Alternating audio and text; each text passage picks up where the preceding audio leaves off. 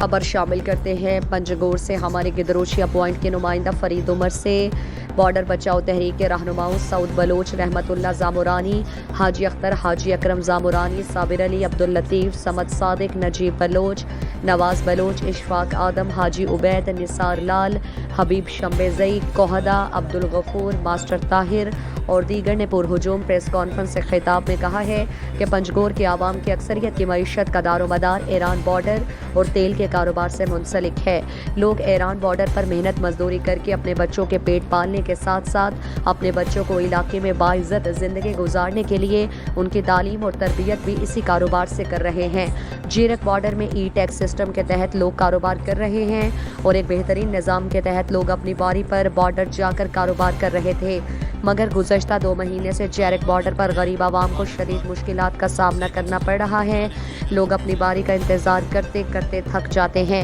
غریب عوام کو ہر روز بڑی اذیتوں کے بعد پنجگور ای ٹیکس سینٹر میں اپنی باری کے بارے میں جب معلومات کر لیتے ہیں تو ان کو نئی تاریخ دی جاتی ہے اور جب مقررہ تاریخ تک اپنی گاڑیوں میں فیول وغیرہ ڈلوا کر بارڈرز کی طرف پہنچ جاتے ہیں تو وہاں ان کو یہ کہہ کر واپس بھیجا جاتا ہے کہ آپ کی تاریخ تبدیل ہو گئی ہے۔ مزید دلچسپ معلومات اور خبروں سے آگاہ ہونے کے لیے Gedrosia point Facebook page, Instagram, Twitter کو فالو اور یوٹیوب چینل کو سبسکرائب کریں۔ بیل آئیکن بٹن دبانا نہ بھولیں تاکہ مکران سمیت بلوچستان کی خبروں سے جڑے رہیں۔